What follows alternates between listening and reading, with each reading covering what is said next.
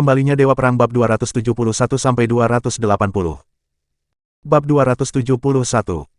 Aku, Tony menggelepar, tidak tahu harus berkata apa. Karena dia tidak tahu sama sekali. Bagaimana Anda bisa mendiskualifikasi mereka ketika Anda bahkan tidak tahu apa itu?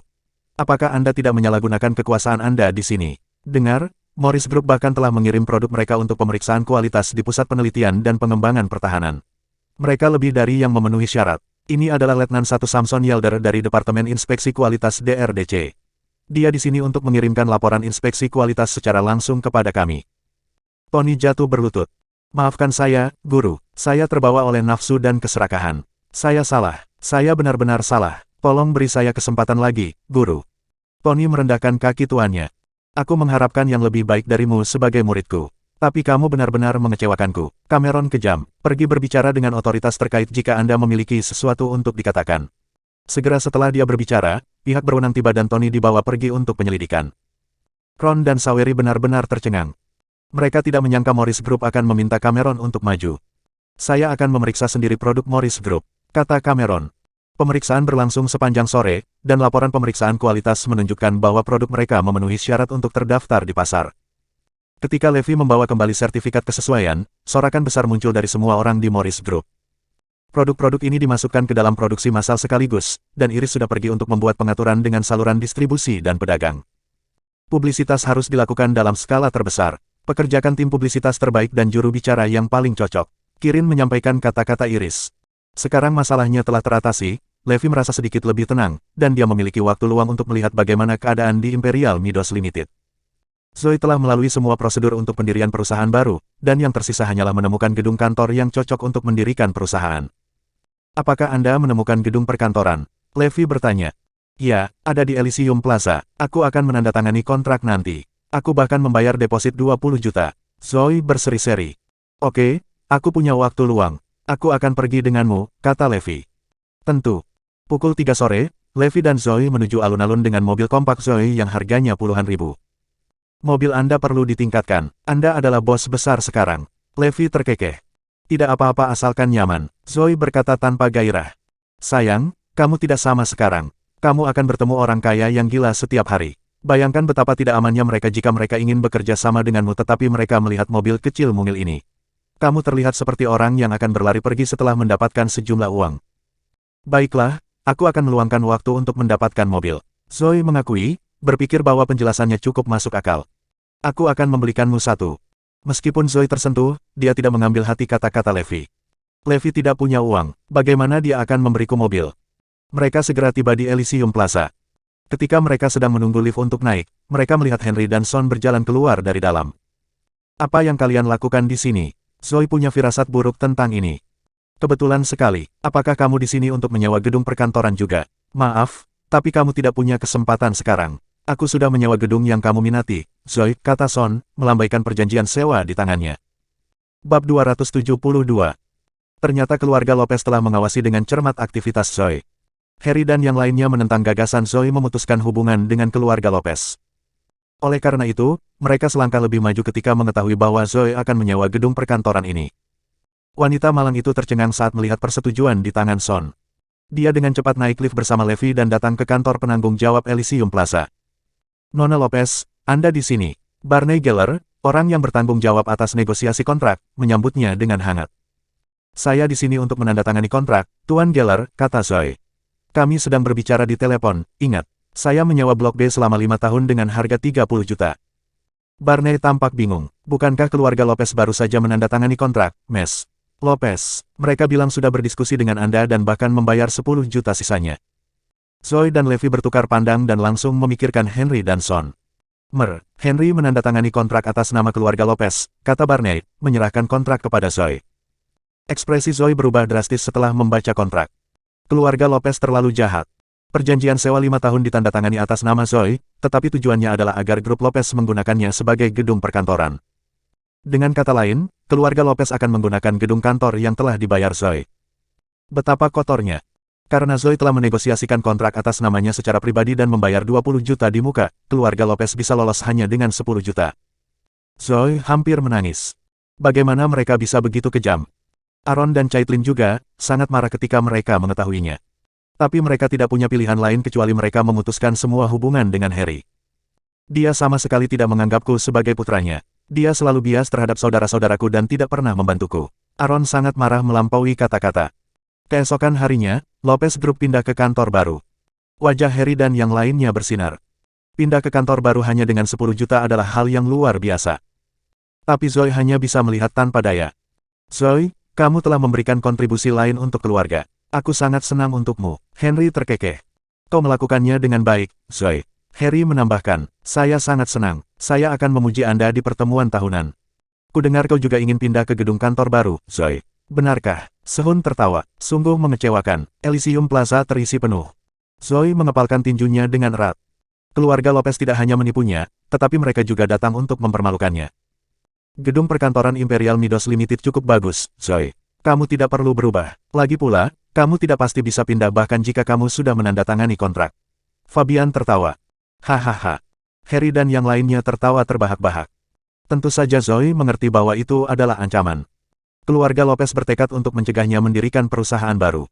Tidak peduli berapa banyak usaha yang dia lakukan untuk mencari gedung perkantoran, perusahaannya tidak akan pernah bisa pindah. Untuk sesaat, Zoe sedih dan merasa sangat menangis. Dia sangat peduli pada keluarga Lopez, tetapi mereka tidak menganggapnya serius sama sekali. Sama sekali tidak mungkin baginya untuk mendirikan perusahaan baru kecuali dia memutuskan semua hubungan dengan mereka. Serahkan padaku, sayang, kata Levi yang berdiri di samping Zoe. Kembalilah dan bersiaplah untuk pindah ke kantor baru besok pagi. Hah, sungguh, Zoe menatap Levi tak percaya. Tidak ada yang salah jika kamu mendengarkanku. Setelah meninggalkan Elysium Plaza, Levi pergi mencari clue. Bab 273. Bisakah Anda membantu saya mencari tahu apakah ada bangunan komersial yang dijual di pusat kota? Levi bertanya. Hah, apa yang kamu lakukan? Clue menjawab dengan pertanyaannya sendiri. Zoe ingin mendirikan perusahaan baru dan saya perlu mencarikan dia gedung perkantoran, jawab Levi. Clue hijau karena iri. Betapa menyenangkannya jika saya menjadi pahlawan wanita. Baiklah, aku akan bertanya padamu. Clue pertama-tama menjangkau koneksinya, lalu menghubungi Direktur Bayview Garden Real Estate. Akhirnya, setelah beberapa jam, ada tanggapan dari klien lama Clue. Dia adalah pemilik Union Square di sekitar Northampton Center, di mana ada sebuah bangunan yang kosong dan tidak bisa lebih cocok untuk digunakan sebagai gedung perkantoran. Clue membawa Levi ke Union Square untuk menemui pemiliknya, Emmett Brown, yang sudah lama menunggu. Emmett telah kehilangan rambut di atas mahkota, lingkaran pucat di sekitar matanya, dan wajah pucat. Terlihat jelas pada pandangan pertama bahwa dia telah menjalani kehidupan pesta pora. Clue mengenakan pakaian bisnis dan sepasang sepatu hak tinggi yang melengkapi kaki panjangnya yang indah yang terbungkus stoking hitam, terlihat sangat seksi. Emmett tidak bisa menahan diri untuk tidak meliriknya. Tapi dia menahan keinginannya saat dia membawa mereka berkeliling gedung. Levi langsung menyukainya. Ini pasti jauh lebih baik daripada Elysium Plaza, terutama lokasinya. Harganya juga pasti mahal. Saya kira itu sekitar 80 juta selama 5 tahun. Harganya bisa dinegosiasikan. Mengapa kita tidak membawa diskusi ini ke kantor saya saja? Emmett menggosok tangannya dalam kesenangan yang disimulasikan. Dia memperhatikan Clue untuk beberapa waktu sekarang. Di masa lalu, dia bahkan ingin dia tunduk dengan membelikannya rumah, tetapi dia ditolak. Emmett bersumpah untuk tidur dengannya hari ini. Di kantor, Emmett terkekeh, seperti yang kalian ketahui, Union Square terletak di lokasi utama di Northampton, kedua setelah Northampton Center. Biayanya 200 juta untuk 5 tahun. Mendengar sosok itu, kulit Levi dan Clue berubah. Mereka sepenuhnya menyadari harga pasar. Kakek tua ini menuntut harga yang selangit. Tidakkah menurut Anda itu sedikit tidak masuk akal, Mer? Brown, Levi bertanya. Benar, dia punya uang, tapi dia tidak bisa mentolerir perampokan siang hari. Itulah harga untuk area ini. Mengapa kamu bahkan mencari area ini jika kamu tidak mampu membelinya? Emmett tidak kenal kompromi. Kalau begitu mari kita negosiasikan harganya. 200 juta terlalu banyak, kata Levi. Ya, Tuan Brown, apakah mungkin untuk bernegosiasi? Clue juga angkat bicara. Emmett menatap Clue dengan pandangan mesum. Tentu saja kita bisa, tapi itu tergantung siapa yang mau bernegosiasi denganku. Emmett menatap Levi. Jika itu dia, maka akhiri diskusi. Tapi kalau itu kamu, Maci, akan ada banyak diskon. Kita bisa membicarakan ini pelan-pelan. Clue melirik Levi untuk meminta izin sebelum mengangguk. Oke, Mer. Brown, akan saya lakukan. Emmett menyeringai. Saya tidak suka jika ada orang lain di sekitar saya ketika saya sedang membicarakan bisnis. Jadi tuan ini, bolehkah saya meminta Anda untuk pergi? Tunggu aku di luar, Levi. Aku akan menangani ini, kata Clue. Setelah Levi keluar, Emmett mengunci pintu dari dalam. Wajah Clue menjadi gelap. Apa artinya ini, Tuan Brown? Emmet menyeringai, agar kita tidak diganggu, Mes. Maci. Tuan Brown, tolong beritahu saya harga terendah yang Anda pikirkan. Emmet tersenyum penuh nafsu, itu tergantung sikap Anda, Mes. Maci. Bab 274. Chloe tampak terkejut. Sikapku. Ya, sikapmu akan menentukan harganya. Emmet memasang seringai jahat. Kalau begitu, saya akan berterus terang dengan Anda, Mes. Maci, tidurlah dengan saya selama 1 malam dan saya akan menurunkan harganya menjadi 80 juta. Apa? Ekspresi Chloe berubah. Dia segera mengerti bahwa Emmet sengaja menaikkan harga. Aku tahu itu, paling hanya 80 juta. Dia menaikkan harga menjadi 200 juta hanya agar dia bisa memaksaku untuk tidur dengannya. Emmet bangkit dan berjalan mendekati Chloe. Pikirkan, Mes, Maci, Anda bernilai 120 juta. Bukankah itu banyak sekali? Anda pasti wanita paling mahal di dunia. Emmet Brown, kau melakukan ini dengan sengaja. Apa kau pikir aku buta? Kau tahu, itu tidak benar. Chloe membalas. Jadi bagaimana jika saya melakukannya dengan sengaja? Jika Anda tidak setuju, saya bersumpah teman Anda tidak akan pernah bisa menyewa gedung perkantoran di Northampton. Ini masalah kata-kata saya dengan koneksi dan reputasi saya. Pikirkan dengan bijak sebelum Anda menjawab saya. Emmet tertawa licik. Dia tidak bisa menahan diri lebih lama lagi. Chloe menjadi linglung. Emmet pasti memiliki kemampuan untuk melakukan ini. Sebagai seseorang yang menganggap urusan Levi lebih serius daripada dirinya sendiri, dia akan merasa menyesal jika dia tidak dapat menemukan gedung kantor untuknya. Dalam keadaan trans, Emmet menerjang ke arahnya. Ayo, serahkan saja padaku, ya, aku akan baik-baik saja. Emmet tertawa tidak senonoh. Apakah Chloe mau atau tidak, dia bertekad untuk tidur dengannya hari ini. Dia sudah mengatur seseorang untuk menjaga Levi agar tidak ada yang mengganggunya. Tepat pada waktunya, pintu keamanan terbanting terbuka dan kemudian jatuh ke tanah. Pintu masuk dramatis Levi membekukan Emmet dan Chloe di tempat. Bagaimana Levi menendang pintu keamanan? Apakah dia bahkan manusia? Levi perlahan mendekati Emmet sambil merokok. Semua penjaga keamanan di belakangnya telah jatuh ke tanah. Levi mengirim orang cabul itu terbang dengan satu tendangan dan dia membanting keras ke meja, meludahkan darah. Kau berani memukulku. Aku bersumpah kau akan terlibat dalam perjalanan yang tidak menyenangkan dan kau tidak akan pernah bisa menyewa gedung perkantoran di Northampton. Emmet melolong. Levi mengisap rokoknya dan duduk di kursi kulitnya. Aku akan bernegosiasi denganmu sebagai orang biasa, tapi aku tidak menyangka kamu menjadi orang seperti ini. Yah, aku akan meletakkan kartuku di atas meja. Seluruh Union Square menjadi milikku sekarang. Emmet mendengus, teruslah membual. Meskipun Chloe tahu kekuatan Levi, dia pikir dia terlalu cepat untuk membeli seluruh Union Square. Levi memanggil kepala keluarga Rogers. Glenn, halo, Rogers.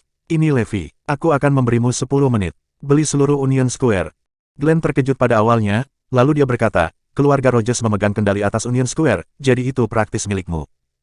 Oke, datang dan selesaikan dokumennya, kata Levi. Membeli seluruh Union Square dalam 10 menit. Anda tahu, saya mungkin memiliki hak pengelolaan di Union Square, tetapi keluarga Rogers memiliki kendali mutlak atas itu. Emmet masih berteriak-teriak. 5 menit kemudian, keluarga Rogers tiba. Emmet dengan cepat tersenyum ramah saat melihat mereka. Apa yang membawa Anda ke sini, Tuan Rogers? Mata pencaharian Emmet bergantung pada keluarga. Sepatah kata dari mereka akan menentukan hidup dan matinya. Bab 275. Karenanya, Emmet menyeringai seperti kucing Cheshire ketika dia melihat keluarga Rogers. Anthony tiba-tiba meninju wajahnya, menyebabkan darah menyembur dari lukanya. Leo dan yang lainnya bergabung untuk memukuli Emmet dengan keras. Sementara Chloe memasang ekspresi kosong dan terperangah, Glenn mengabaikannya saat dia menyerahkan kontrak kepada Levi sambil tersenyum. Union Square milik Anda sekarang, Tuan Garrison. Wajah Emmet bersinar karena terkejut ketika dia mendengar itu. Siapa orang ini yang membuat keluarga Rogers menyerahkan Union Square dalam waktu kurang dari 10 menit? Tuan Garrison, kata Leo, aku bersumpah sampah ini, Emmet, akan memiliki kehidupan yang sangat buruk mulai sekarang. Kemudian Emmet diusir dari gedung. Itu akan menyenangkan, Levi berkata, mengambil kontrak dan berjalan pergi. Chloe melihat ke belakang Levi dengan mata berbinar tergila-gila. Kekagumannya pada pria ini semakin kuat. Ketika Levi kembali, dia menemani Zoe ke Galaxy Hotel. Keluarga Lopez mengundang Zoe ke perjamuan khusus yang mereka adakan untuk memperingati relokasi mereka ke kantor baru. Zoe sayang, kenapa kamu harus melalui semua kesulitan hanya untuk mandiri? Apa salahnya bekerja berdampingan dengan keluarga Lopez? Kata Henry. Ya, kecuali kamu tidak mengakui keluarga Lopez lagi dan kamu ingin mengkhianati kami. Kata Fabian, tak tanggung-tanggung. Tangan Zoe mengepal. Bukankah saya telah berkontribusi pada keluarga Lopez? Tapi bagaimana kalian memperlakukanku? Pada saat ini, Harry mengangkat gelas anggurnya, berkata, kami berutang terima kasih khusus kepada seseorang hari ini. Dan itu adalah Zoe, yang membayar gedung kantor baru untuk grup Lopez. Semua orang bersorak. Tapi hati Zoe dan orang tuanya menggeliat kesakitan. Katakan padaku, Zoe, apa rencanamu setelah ini? Tanya Melanie. Dengarkan aku, serahkan uang investasi dan berikan kakek kebebasan untuk menangani proyek. Sedangkan untukmu, jadilah asisten yang cakap dan aku berjanji, pertumbuhan kariermu akan terjamin.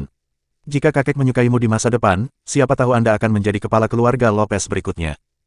San mengangguk. Ya, Zoe, sulit bagimu untuk terbang sendirian sekarang. Tidak ada yang akan menyetujuinya. Tidak peduli seberapa keras kamu mencoba, usahamu akan sia-sia. Dengan kata lain, Zoe akan berakhir sama seperti hari ini jika dia mencari kemerdekaan lagi.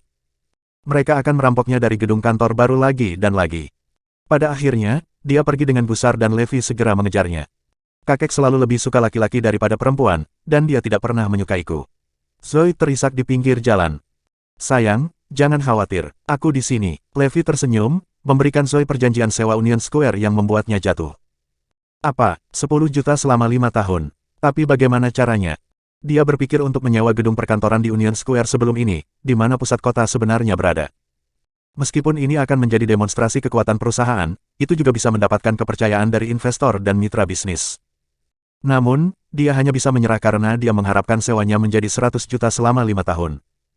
Oke, jangan terlalu sibuk. Bersiaplah dan pindah besok pagi sebelum keluarga Lopez tahu, kata Levi. Keesokan harinya di gedung kantor grup Lopez di Elysium Plaza, semua orang masih bergembira ketika Son berlari masuk. Kakek, Paman Fabian, ayah, kita punya masalah. Imperial Midos Limited benar-benar bergerak. Bab 276. Keluarga Lopez dibutakan oleh berita itu. Apakah itu berarti mereka telah menemukan lokasi baru? Kemana mereka pindah? Suara Harry bergetar. Saya tidak yakin di mana secara spesifik, tapi saya pikir mereka pindah ke pusat kota. Kata Son. Ayo, kita lihat, kita harus menghentikan mereka. Tak lama kemudian, mereka tiba di Union Square, yang berjarak 1 jalan dari Northampton Center. Tempat ini adalah pusat kota yang sah. Mereka terkejut melihat bahwa orang-orang dari Imperial Midos Limited sebenarnya menurunkan barang-barang mereka ke Union Square dengan Zoe dan keluarganya sebagai komandan di pintu masuk. Harry dan yang lainnya bergegas menghampiri mereka. Zoe, apa yang kalian lakukan di sini? Harry bertanya. Kami bergerak. Zoe tersenyum. Ada apa, kakek? Ke Union Square, apakah Anda yakin tentang itu? Pasti mahal, kata Harry. Senyum Zoe melebar. Kakek, tidak, ini hanya 10 juta selama 5 tahun dan itu jauh lebih murah daripada Elysium Plaza. 10 juta, ya Tuhan, Harry hampir pingsan. Keluarga Lopez hanya bisa menyaksikan Imperial Midos Limited pindah ke tempat baru. Sudah terlambat untuk menghentikan mereka. Tempat ini 10 kali lebih mewah daripada Elysium Plaza. Keluarga Lopez tidak bisa merasakan apa-apa selain penyesalan. Maksudku, bagaimana menurut kalian Zoe menemukan Union Square? Harry bertanya setelah meninggalkan Union Square. Dan untuk 10 juta, bagaimana itu mungkin? Kurasa wanita jalang ini menjual dirinya sendiri. Henry menyarankan dengan dingin. Hah, bagaimana maksudmu? Harry dan yang lainnya menatapnya dengan rasa ingin tahu. Dari apa yang saya dengar, pemilik Union Square, Emmett Brown, adalah orang mesum yang telah mencambuk entah berapa banyak wanita. Dia menjanjikan apapun selama Anda tidur dengannya. Jalang itu pasti tidur dengannya. Kalau tidak, mengapa dia menyewakannya padanya hanya dengan 10 juta? Ya, wanita jalang itu pasti tidur dengannya. Sungguh jalang yang tidak bermoral. Keluarga Lopez mengutuk. Sungguh aib bagi keluarga Lopez. Bagaimana kami akan mempertahankan reputasi kami jika kabar itu tersebar? Harry berharap dia bisa membalas dendam dengan Zoe saat ini. Ayah, tahan apimu. Ayo pulang dulu dan kita akan menemukan sesuatu untuk membalas mereka, kata Fabian. Harry tergagap. Hah, jadi begitu. Dan di sini aku bertanya-tanya bagaimana dia mendapatkan semua investasi itu baru-baru ini. Lihat saja betapa cantiknya Zoe, kata Melanie dengan enggan. Bukankah semua pria akan membungkuk di kakinya jika dia tidur dengan mereka? Haha, sayangnya si idiot Levi tidak tahu bahwa dia telah berselingkuh, kata Son. Di depan Union Square, Zoe dan yang lainnya menyaksikan keluarga Lopez pergi dengan sedih. Ini terasa sangat enak, seru Zoe. Ya, hari yang menyenangkan. Apakah kalian melihat wajah Henry dan Fabian barusan? Mereka tampak seperti akan menangis. Dan ayah benar-benar panik. Aaron terpicu pada kemenangan pertamanya melawan Harry. Ayah, ini semua berkat Levi yang menegosiasikan kesepakatan. Kalau tidak, sewanya akan menjadi 80 juta, kata Zoe. Menantuku yang baik, kamu telah membuat kami bangga. Aaron menepuk bahu Levi. Setelah Zoe mengurus hal-hal di sana, Levi kembali ke Morris Group. Bab 277. Morris Group sangat sibuk 2 hari ini, sangat sibuk sehingga Iris hanya tidur paling lama 5 jam sehari. Ketika Levi tiba di kantor, Iris masih ada rapat dan dia dipanggil untuk duduk. Topik utama pertemuan tersebut adalah publisitas dan endorsemen peluncuran produk. Jelas tidak ada masalah dengan reputasi produk. Yang perlu mereka kerjakan hanyalah iklan. Adapun duta besar dan juru bicara, saya telah memilih beberapa selebriti dan influencer. Lil Lesi khususnya, memiliki rekor menghasilkan jutaan penjualan dari siarannya. Akan sangat bagus jika dia mempromosikan produk kami. Adakah yang punya ada komentar? Kata Iris. Tidak, dengan upaya pemasaran kami, tidak akan ada yang salah. Seseorang menjawab. Levi hampir tertidur karena mendengarkan. Ada apa, Levi? Ada yang ingin kau katakan? Iris dengan sengaja memanggilnya. Sebagian besar orang di ruangan itu mencemooh penasihat teknis ini karena mereka tidak menyangka dia, pria yang dulu brilian, akan ikut campur. Tapi demi Iris dan Isaiah, mereka tetap tenang. Saya tidak setuju, Levi menguap. Tidak setuju. Semua orang ternganga padanya. Dalam apa? Karena Iris ingin mendengarkan pendapat Levi, dia mengundangnya untuk menghadiri pertemuan. Kami menjual peralatan medis. Apa gunanya mempekerjakan selebriti dan influencer sebagai duta? Wajah Iris diselimuti kekecewaan. 6 tahun penjara telah menghilangkan kecemerlangannya. Adalah tepat untuk mencari selebritas populer dalam hal mempromosikan suatu produk. Baru setelah itu produk akan diumumkan. Dengan reputasi selebriti ini sebagai jaminan, mitra dan pengecer dapat membeli dengan percaya diri dan kami dapat memastikan keuntungan maksimal. Oke, bubarkan. Levi ingin mengatakan lebih jauh tetapi Iris langsung mengumumkan akhir pertemuan. Levi terkejut. Apa yang wanita ini lakukan? Iris meliriknya dan menegur, jangan pernah menghadiri rapat perusahaan di masa depan. Semua orang memandang Levi dengan jijik, berpikir bahwa dia sedang bermain-main. Levi tersenyum kecut. Aku akan membiarkan Iris mendapatkan jalannya dulu. Setelah pulang kerja, Levi berpikir bahwa dia harus membelikan Zoe mobil baru. Jadi, dia pergi ke Coastal Street keesokan harinya, di mana semua toko dealer 4S berkumpul. Dia telah menjadi pelanggan tetap di sini 6 tahun yang lalu, jadi dia akrab dengan daerah ini. Entah kenapa, hari ini sangat ramai. Sepertinya ada semacam acara yang sedang berlangsung, melihat betapa banyak peralatan syuting dan kepribadian tampan di sepanjang jalan. Levi mengabaikan mereka dan menuju ke toko dealer Mercedes-Benz 4S. Tahan di sana, Pak. Beberapa penjual di pintu menghentikannya. Ada apa? Levi bertanya. Apa yang kamu lakukan di sini, Tuan? Penjual itu bertanya. Saya di sini untuk membeli mobil, tentu saja, kata Levi. Oh, tidak hari ini, Pak. Ada acara yang sedang berlangsung saat ini. Penjual itu memandang Levi dengan curiga. Karena ini adalah toko dealer Mercedes-Benz 4S terbesar di Northampton, pelanggan yang serius ingin membeli mobil akan membuat janji dan toko akan mengirim seseorang untuk mengambilnya. Setelah melakukan penjualan selama 7 hingga 8 tahun, mereka dapat melihat bahwa Levi tidak mampu membeli mobil. Orang-orang seperti Levi seperti para pembelanja jendela yang harus mereka hadapi hampir setiap hari. Oleh karena itu, muak dengan itu, mereka langsung menolaknya atas nama acara. Bab 278. Saat itu, beberapa pria berjas tiba. Si penjual segera menghampirinya untuk menyambutnya. Pak Olsen, Anda di sini. Ya, saya di sini untuk membeli mobil. Ada apa? Apakah saya perlu membuat janji untuk itu? Salah satu pria bertanya. Penjual itu tersenyum patuh. Tidak, Pak. Silakan masuk. Anda selalu disambut di sini. Marshall Olsen tersenyum. Itu ratusan ribu lagi pesanan di sana, bahkan mungkin 1 juta. Tunggu. Kenapa mereka diizinkan masuk? Levi bertanya dengan heran. Karena mereka mampu membeli mobil dan kamu tidak bisa, kata Marshall dengan lugas. Beberapa tenaga penjual lainnya juga menatap Levi dengan wajah mengejek. Mengapa kita harus membuang waktu kita pada orang yang tidak memiliki niat untuk membeli mobil? Aku ingin bertemu manajermu. Levi menggonggong, wajahnya muram. Haha, siapa kamu untuk bertemu dengannya? Marshall mendengus. Dia sibuk. Ada apa dengan keributan di luar? Ada apa? Seorang wanita berusia 30-an keluar dari dalam. Dia mengenakan pakaian bisnis, tampak bermartabat. Miss Guillemine, orang ini memaksa masuk ketika dia bahkan tidak di sini untuk membeli mobil. Kata Marshall sambil menunjuk Levi. Mandy tercengang ketika matanya tertuju pada Levi. Yah, bukankah ini Tuan Garnison yang hebat? Levi samar-samar bisa mengingatnya sebagai Mandy Guillemine, yang hanya seorang penjual 6 tahun lalu. Pada saat itu, dia akan tunduk dan melayaninya setiap kali dia melihatnya. Dia tidak percaya bahwa dia adalah seorang manajer sekarang. Ya, ini aku. Aku di sini untuk membeli mobil, tapi orang-orangmu tidak mengizinkanku masuk, kata Levi. Mandy terkekeh, menurutku apa yang dia lakukan itu benar. Waktu kita sangat berharga, jadi mengapa kita harus menghiburmu ketika kamu bahkan tidak punya uang? Siapa bilang aku tidak punya uang? Levi membalas. Saya dapat membeli setiap toko dealer 4S di Coastal Street sekarang jika saya mau. Apa maksudmu aku tidak punya uang? Cukup dengan omong kosongnya, Levi. Kamu pikir aku tidak tahu apa yang kamu mampu? Kamu baru saja keluar dari penjara dan kamu bergantung pada istrimu untuk mata pencaharian. Apakah kamu pikir kamu layak untuk membeli Mercedes bensin? Levi mencibir, begitukah caramu memperlakukan tamumu? Saya, misalnya, realistis. Mandy membalas, kamu bernilai miliaran 6 tahun lalu, dan aku akan melayanimu seperti budak. Tapi sekarang kamu bukan apa-apa, jadi mengapa aku harus menghiburmu?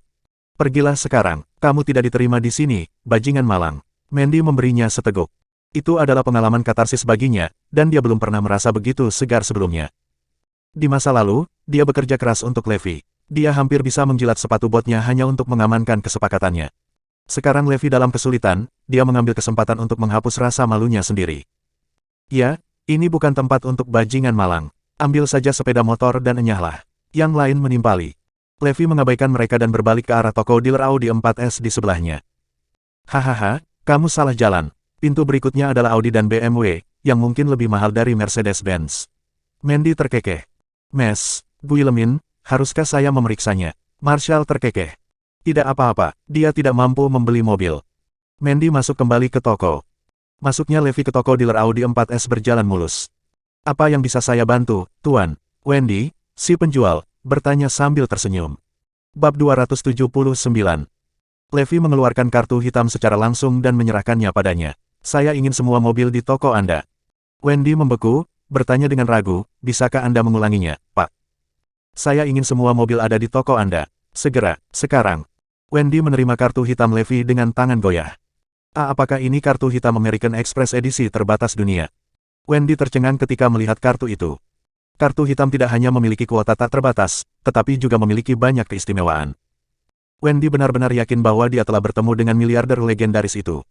Dia dengan cepat memberitahu manajer toko yang segera kehabisan dengan beberapa karyawan lain. Salam, Pak, toko kami memiliki stok 248 kendaraan dan total harga 180 juta. Manajer tersendat. Buat 200 juta, geser, kata Levi. Manajer itu hampir menangis dan begitu pula yang lainnya. Apakah kita baru saja mencapai kinerja setengah tahun dalam satu hari? Pilih mobil yang harganya lebih dari 1 juta untukku dan lanjutkan dengan formalitas. Aku ingin mengendarainya kembali. Kirim sisanya ke Morris Group, kata Levi. Manajer pribadi memilih 1,7 juta Audi 7 RS. Tubuh mobil itu berwarna merah, yang sangat cocok untuk Zoe. Setelah semua formalitas selesai, dia menelepon Jess, manajer umum dealer Audi di Northampton. Pada saat ini, Jess sedang minum teh dengan Corey, manajer umum dealer Mercedes-Benz. Ada apa? Tanya Jess, menjawab telepon. Saya punya berita bagus untuk Anda, Tuan Renner. Seorang pelanggan baru saja membeli semua mobil di toko saya. Dia bahkan menggesek kartunya di tempat seharga 200 juta. Jess tersentak saat mendengarnya. Karena Audi bukanlah salah satu dari mobil mewah papan atas yang berharga sekitar puluhan juta, dia belum pernah melihat orang kaya sebelumnya. Menerima pesanan 200 juta memang terlalu bagus untuk menjadi kenyataan. Satu hal lagi, Tuan Renner. Pelanggan ini diusir dari toko dealer 4S di sebelah. Orang-orang idiot dari Mercedes-Benz itu mengira miliuner ini tidak mampu membeli mobil dan bahkan tidak mengizinkannya masuk. Hahaha. Jess tertawa terbahak-bahak ketika mendengar ini. Berkat para idiot itu, kita bisa mendapatkan kesepakatan 200 juta ini. Apa yang menarik, Jess? Corey bertanya dan Jess memberitahunya tentang insiden itu. Selamat, Bung. Saya juga ingin bertemu dengan miliarder seperti itu. Corey iri. Itu adalah kesepakatan 200 juta. Jess terkekeh, semua berkat stafmu, Corey. Hah? Corey tampak bingung. Zilioner ini pergi ke toko Anda pada awalnya, tetapi staf Anda menghentikannya di luar dan memanggilnya bajingan yang malang, berpikir bahwa dia tidak mampu membeli mobil. Jadi dia tidak punya pilihan selain datang ke toko saya. Kalau tidak, bagaimana caranya? Apakah saya mendapatkan kesepakatan ini? Haha, petik 2.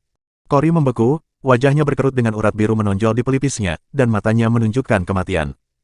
Mandy Guillemin, brengsek, apakah kamu tahu apa yang telah kamu lakukan? Bab 280. Oke, aku sudah selesai denganmu. Aku akan bertemu bos besar ini, kata Jess sambil berdiri. Corey mengikuti. Aku ikut denganmu. Aku perlu meminta maaf padanya. Jika tidak, aku tidak akan tahu bagaimana aku akan mati karena mengacaukan orang besar seperti itu. Kedua manajer umum kemudian pergi ke Coastal Street dengan kecepatan penuh. Sementara itu, Levi sedang menikmati teh di ruang VIP dengan sekitar 7 hingga 8 orang melayaninya. Seseorang bahkan menawarkan untuk memijat kakinya. Di toko dealer Mercedes-Benz 4S, Mandy bertanya, apakah bajingan malang itu sudah keluar? Tidak, sudah lebih dari setengah jam, kata Marcel. Dia pasti ada di sini hanya untuk memeriksa mobil. Mandy terkekeh, bukankah begitu? Saya sudah lama berkecimpung di industri ini. Pembeli sejati tidak akan pernah tinggal lebih dari 10 menit. Hanya pecundang malang itu yang akan berlama-lama setengah hari dan akhirnya tidak membeli apapun. Ya, saya tahu sekilas bahwa dia terlalu miskin untuk membeli mobil. Marcel tertawa. Saat itu, beberapa staf toko dealer Mercedes-Benz 4S datang dengan ribut. Ada apa dengan suara itu? Betapa tidak pantasnya, tegur Mandy, wajahnya jelek. Apakah Anda tidak sadar, Miss Guillemine, sesuatu yang besar sedang terjadi di Coastal Street? Apa itu? Mandy dan Marshall bertanya dengan rasa ingin tahu. Seluruh Coastal Street gempar. Toko dealer Audi 4S di sebelah benar-benar menjual 248 mobil sekaligus seharga 200 juta. Itu yang pertama dalam sejarah. Semua orang pergi untuk menonton. Mendengar itu, Mandy, Marshall dan yang lainnya langsung keluar. Dan benar saja, ada lebih dari 100 orang berkerumun di luar toko dealer Audi 4S. Semua orang datang untuk menonton, ingin mengenal miliarder ini yang masih duduk di ruang VIP. Mandy dan Marshall juga bergabung dengan kerumunan.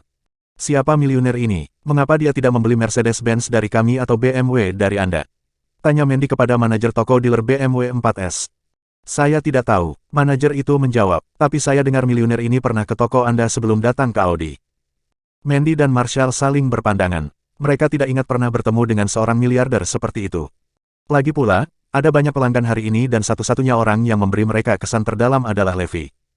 Tetapi mereka yakin bahwa dia bukanlah miliarder seperti yang mereka bicarakan. Untuk beberapa alasan, mereka berdua memiliki firasat buruk. Saya mendengar bahwa Tuan Renner, manajer umum dealer Audi di Northampton, akan datang untuk menemui miliarder ini. Sial, dengan keuntungan itu, mereka akan mendapatkan setidaknya 20 juta bonus. Rekan-rekan memandang dengan iri, begitu pula Mandy dan Marshall. Jika mereka yang mengamankan kesepakatan ini, Mandy akan mendapat bonus puluhan juta. Saat itu, Audi A8 lewat. Turun dari mobil adalah seorang pria parubaya berlengan panjang yang langsung masuk ke toko dealer 4S. Banyak orang mengenalinya sebagai Jess Renner. Mengikuti dari belakang adalah Mercedes-Benz dan turun dari mobil adalah manajer umum Mercedes-Benz, Cory Stone. Saat Cory tiba, Mandy dan Marshall bergegas menyambutnya. Tuan Stone, apa yang membawa Anda ke sini? Tanya Mandy sambil tersenyum. Tapi Cory menamparkan wajahnya dengan keras begitu dia melihatnya. Pelacur bodoh.